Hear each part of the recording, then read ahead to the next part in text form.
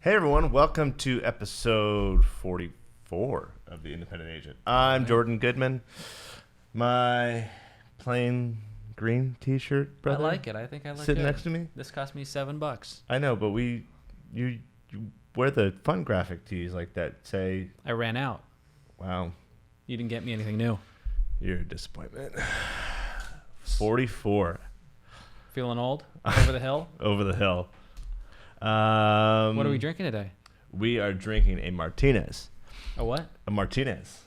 A Martinez? Martinez, yes. Not a martini, a Martinez. Yeah. Which is gin, sweet vermouth, maraschino liqueur, and then a lemon peel. Or I think I forgot what they call it. A little bit fancier than a peel. Rind? No, they call it like a twist or something. I think that's all that's in there. Yeah. So apparently it's a super popular drink that I've just never had. Okay, So, then. Here we go.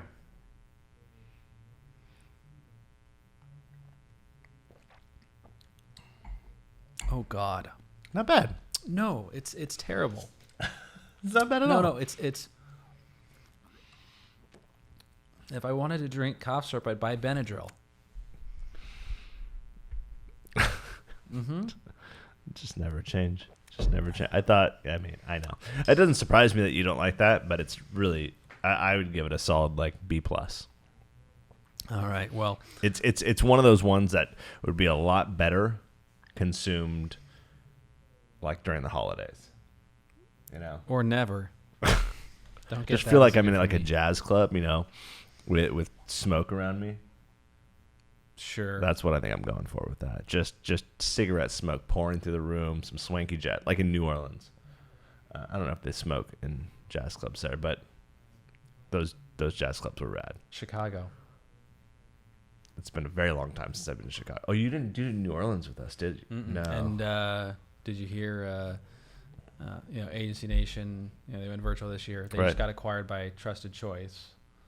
And Trusted Choice just sold them. Now they're part of Big I, and they won't do a conference in 2021. Wow. They may do one in 2022, so who knows where they'd end up there. So, Trusted Choice sold them?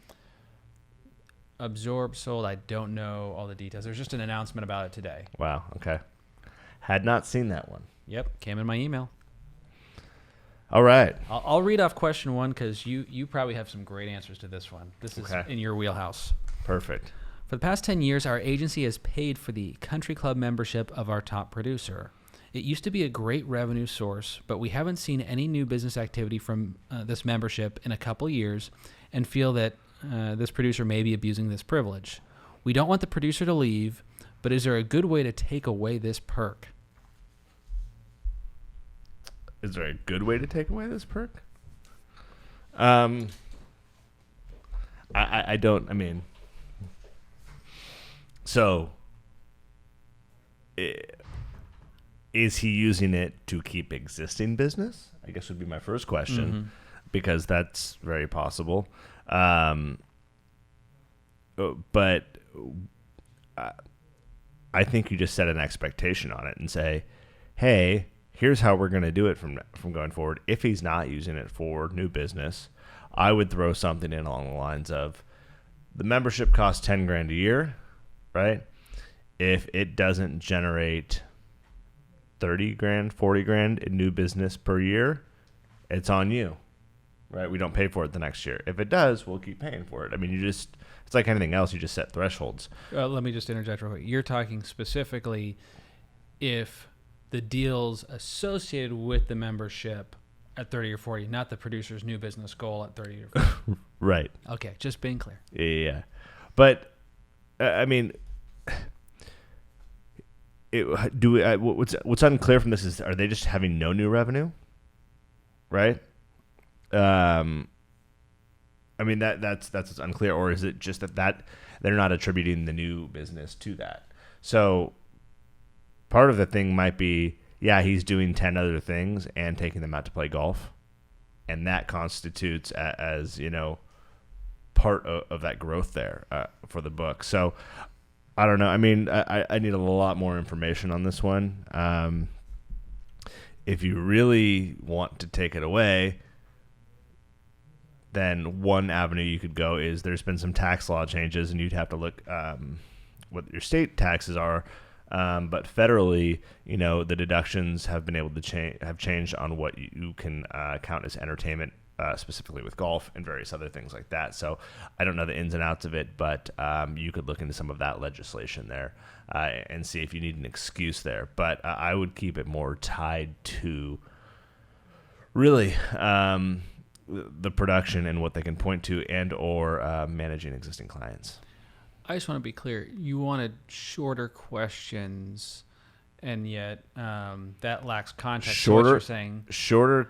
You're such a schmuck. I know. Yeah, I mean, what's your favorite color, or what's your favorite color and why? Right. Both of them are a short question, right? But one allows me to elaborate further on the question, right? Is it blue, or is it blue because X, Y, Z? Or does the brevity allow you to go in multiple directions? So one of the things I noticed, dear Lord, was that this was their top producer. They didn't say the person's no longer the top producer, right? So let's assume they're still the top producer, and they're just not selling Tide of the Country Club. You don't necessarily want to piss off your top producer and have them go elsewhere just because of the cost of the country club. If they're still writing business and doing it, in other places, then it becomes a perk of the job. If that person is no longer performing, I agree with you. You say, hey, look, this has to be used for revenue generating activities or maintaining relationships, and have a proactive plan. And I don't think if you just leave it up to chance, that's going to happen. Every country club has a membership roster.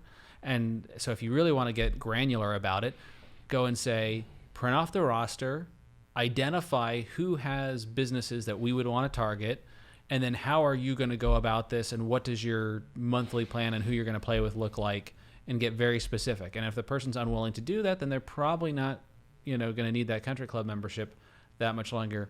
But again, if it's a perk, keep it. What are your thoughts on, let's say some guy is, I don't know, he's been at the agency for 20 years, he's 50, right? He's got $1 million and a half book, doesn't really write new business anymore, takes a couple referrals every now and again, and it's been something that he's had. So the guy puts no new business on the book related either to the country club or against it.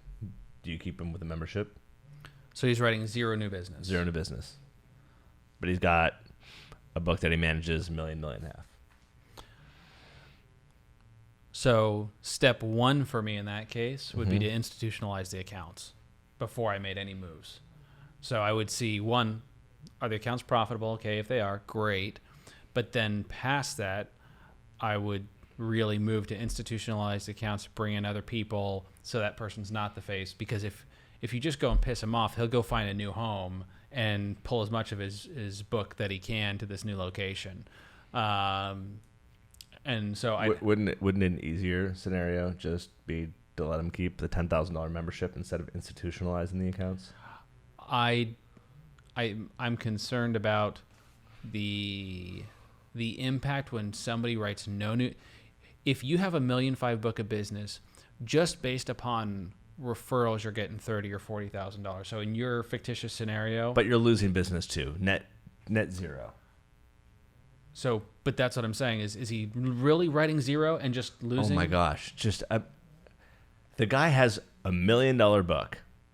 Every year he loses a little bit and he writes a little bit. Doesn't actively pursue anything. Some things come in, just get handed to him. He hands them over to the account manager. They work him up. If it's a profitable book of business and he's revenue neutral year over year, and I'd given it as a perk earlier, yeah, I'm not going to pull it. But I still would institutionalize those accounts. So you'd spend more money.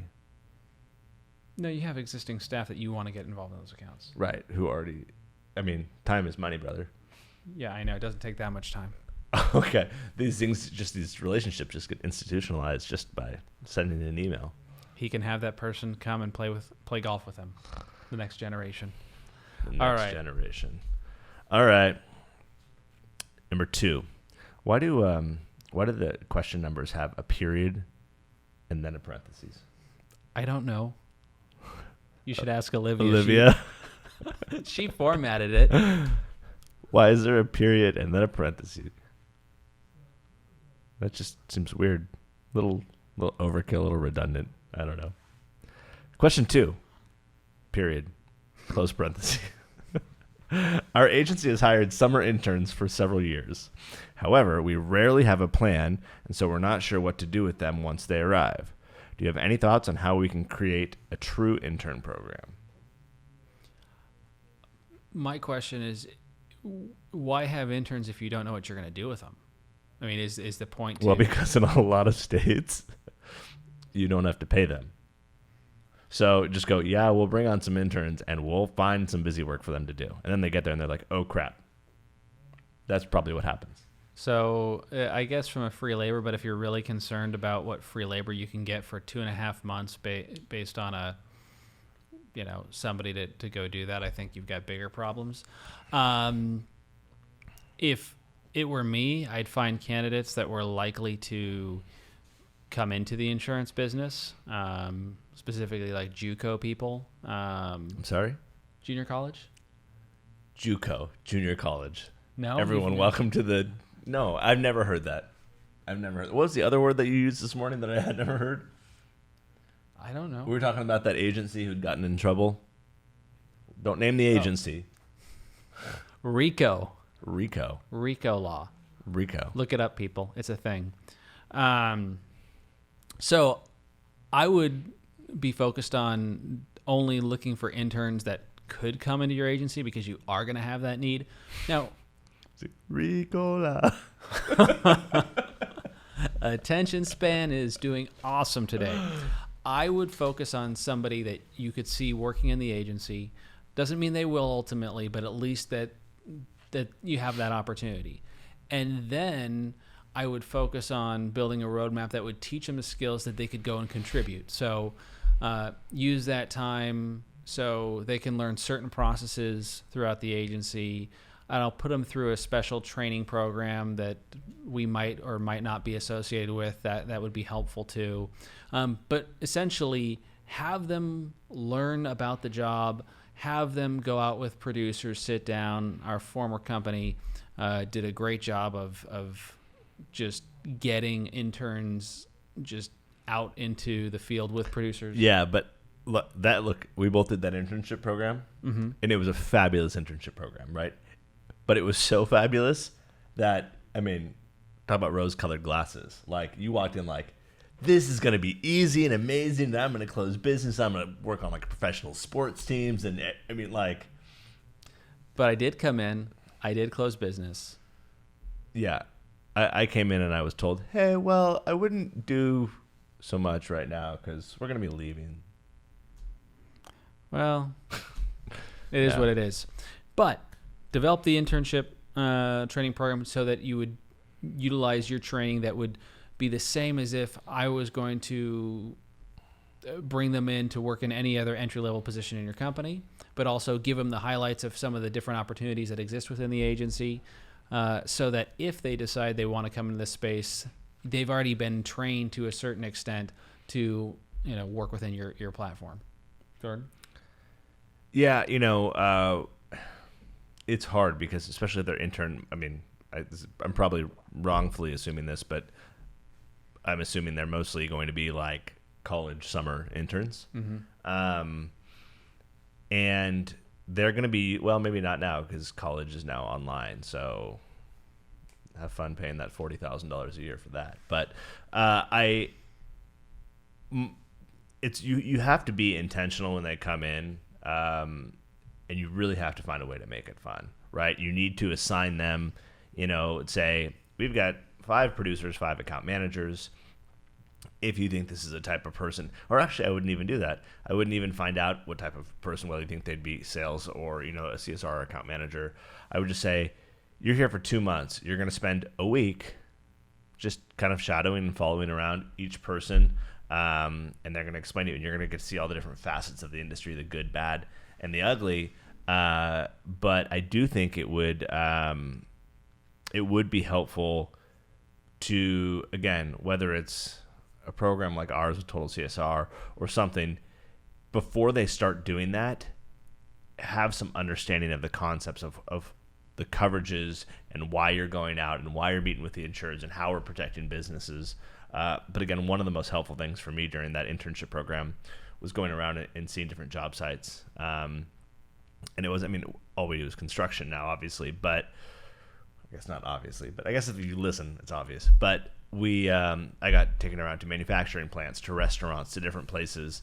And that was really cool to see the different industries and really how this insurance business really protects the livelihoods of the entire nation and the world. And so there's a lot of purpose in it. And I think if you keep them in the office, that will go on deaf ears. And a lot of that will get missed. So getting them out, taking them to lunches, etc., I think would be great. And if you just want someone, if it's like your nephew or your niece, and they're like, Mom and Dad said I need a summer job or a summer internship, but I'm going to, I don't know, what was I going to be, a rock star? So I was going to be a rock star. Didn't quite get there. Close. Maybe when I'm older, I'll be a rock star. Maybe your post-40 phase? Yeah, I'll just be like one of those guys in those like dive bars, you know? But you could also just have like an executive assistant or a personal assistant and just make them do all your things. I actually think I want one of those. We should get those.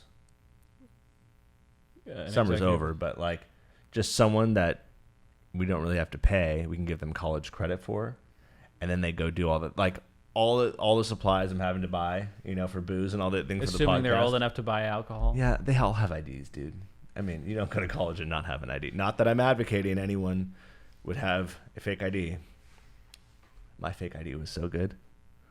It was, you know what I did? The trick was, this is just, I mean, the good old days. You got the, just thinking, moved into the fraternity house. Well, no, sorry. Started pledging, right? Mm-hmm. And within a week, they said, hey, you're going to need an ID. Here's the deal. $150. Come in. We've got the guys. They start doing it, start ripping through. So everyone gets a fake ID. But the ideas were honestly pretty good. But the golden ticket on it was I put the donor sticker on there. Mm. And when someone sees a donor sticker, now they're printed on there, but before they were the actual sticker, right, that you put on there, no one questioned that. That was a ticket. Anyway, I digress.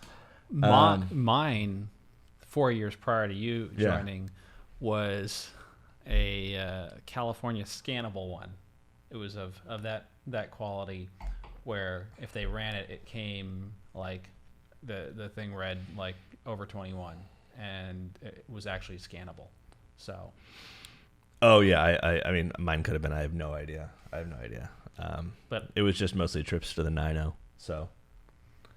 Now, did you have your real name on there, or did you have a fake? Yeah. So, what was it? There was some laws. God, honestly, so there was some law about you need to make sure if you get caught with a fake ID that it has to be really your name and all that. If not, then it's like identity fraud or something. Mm-hmm. And that's a like a more severe penalty or something. One's a misdemeanor, you know, one's a felony.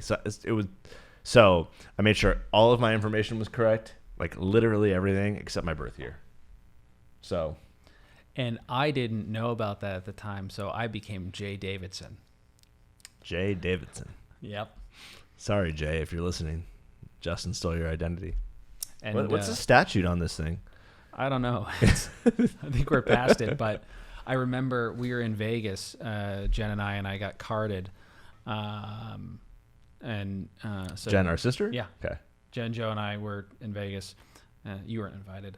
And the guy looks at my ID and he's like, "This is fake." And he hands it back to me and like, "Get out of here." Right? I'm like, No, it's legit. And he pulls me aside. He's like, "Look, you can either keep it to fight again another day somewhere else, or if you insist, I'm going to end up cutting it up and So I took the card and walked away. He could tell by my face that I was full of crap.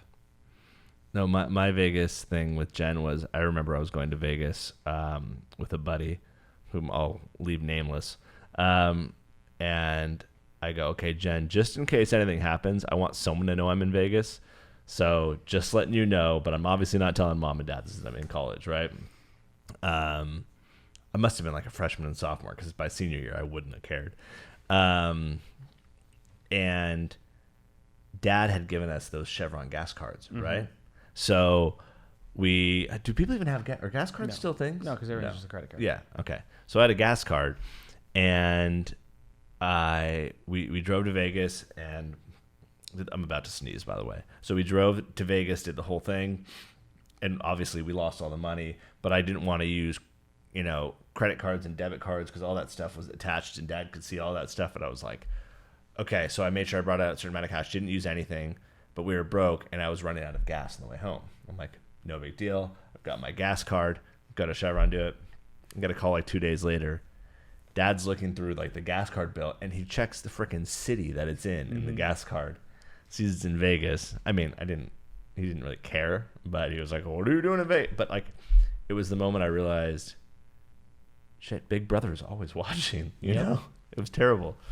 What was the question? Oh, internship. Yeah. I think we covered it. You can do it. Nice work. I think we should end there. All right. What did you think about your Martinez? Martinez was terrible, and you can drink mine. Deal. Sweet. And Trent's in Vegas, so he can't drink the drinks that I don't finish. So Trenton just had his dirty 30. And do we know what he did? We don't. We'll find out on. He was. I know he was. He's not in Vegas. That he went to Vegas. I thought he's in Reno or no, in Tahoe. No. For a bachelor party. I thought he went to Vegas. I don't think he's in Vegas. Did he go to Vegas and then? I mean, they're not that far, are they? I mean, kind of far, but. I thought he went to Vegas. No. I don't think he was in Vegas. We'll find out. Anyway, stay tuned next week to find out where Trenton was. All right, everyone. Have a wonderful week, and thanks for listening. Cheers.